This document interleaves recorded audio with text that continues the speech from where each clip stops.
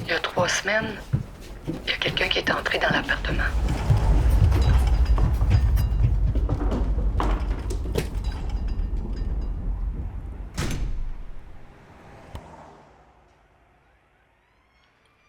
Je me suis réveillée à cause d'un bruit énorme. Des pas de course. L'appartement a tellement tremblé, les cordes ont presque tombé des murs. La fenêtre du salon était grande ouverte. Elle s'ouvre encore toute seule avec le vent quand on la ferme mal. Je ne l'ai jamais réparée finalement. Quelqu'un avait dû passer par là parce que la porte reste toujours barrée. Je savais pas qui appeler, fait que j'ai appelé la police. Ils ont cherché pendant 45 minutes. C'était probablement juste pour me rassurer. Pour dire que ça m'a pas dérangé d'avoir de la visite à l'appartement. En tout cas, ils n'ont rien trouvé. Pas rien de brisé, pas rien de volé, pas de signe de vie. Il y en avait un qui était assis avec moi sur le divan pendant pas mal tout le long. Il me répétait c'est vendredi, le monde est sur le party. Le monde se trompe souvent d'adresse. Ils pensent juste rentrer chez eux. J'ai dit puis souvent? Il m'a répondu ça arrive. Quand ils sont partis, je me suis endormie devant la télé. Ça devait faire 20 ans que j'avais pas fait ça. C'est peut-être à cause de l'émission qui jouait, mais toute l'affaire m'a fait penser aux histoires d'horreur qu'on entend aux nouvelles. Famille du Vermont, là, j'ai nourri sans le savoir un criminel en cavale, caché dans leur grenier pendant des semaines.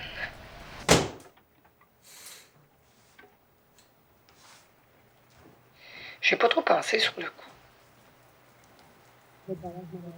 Ben, tu sais que ça m'a jamais fait bien peur, cette affaire-là.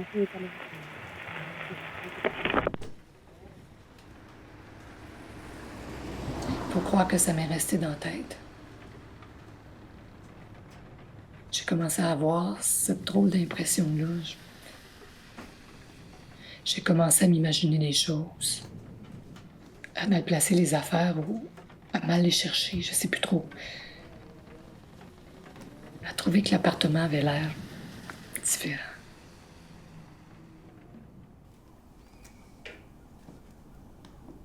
Des choses qu'on remarque pas habituellement. Le nombre de biscuits soda dans un sac. Si on a laissé la lumière du sous-sol allumée, non. J'étais tellement plongée dans tes affaires, dans l'odeur de ton linge, que ça m'a rappelé quand on habitait ensemble.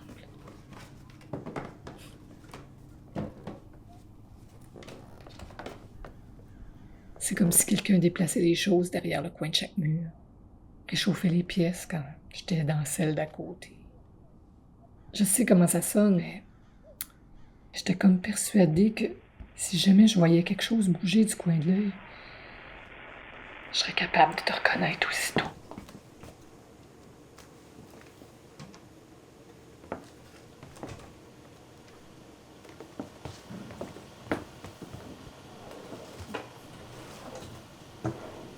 Quand tu vis avec quelqu'un, les choses sont jamais exactement comme tu les as laissées.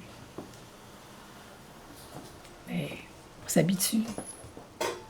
On arrête de s'en rendre compte. Un peu comme tout, dans le fond.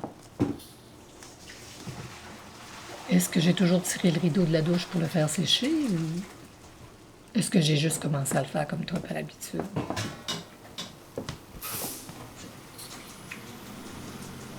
J'arrive pas à me souvenir.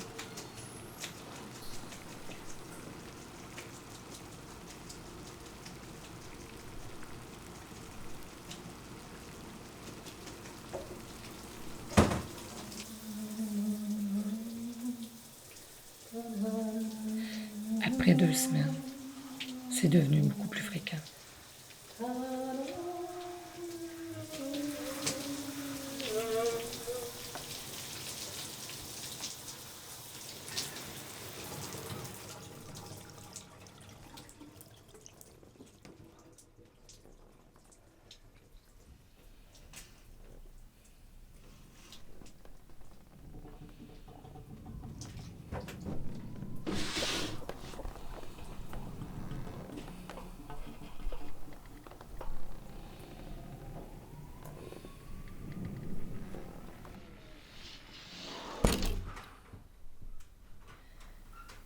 Le pire, c'était vraiment la fenêtre du salon qui restait jamais fermée. Comme quand tu l'utilisais pour fumer en cachette.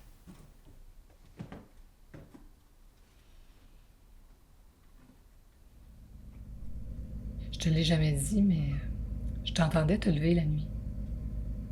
Je t'entendais sortir du lit lentement, marcher jusqu'à la cuisine sur la pointe des pieds, prendre un peu des restants dans le frigo, caler les chats en dessous de la fenêtre.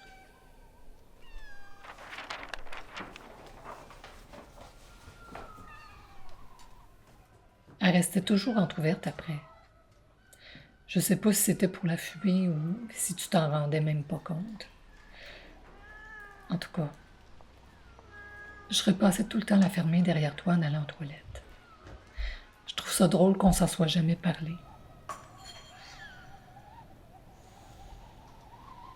Les chats t'attendent encore chaque soir en passant. Après m'être débarrassée de toutes les choses qui t'appartenaient, je me suis retrouvée avec un appartement à moitié vide. Mais t'étais encore là, dans les craques du plancher, dans le bruit de la tuyauterie, dans les traces de doigts sur les murs.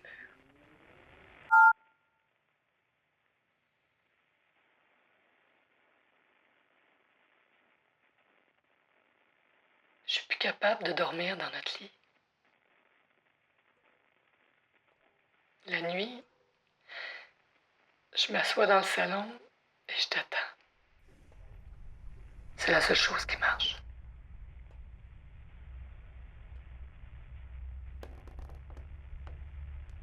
Ça va sonner bizarre, mais des fois, juste avant de m'endormir, j'ai presque l'impression de t'apercevoir.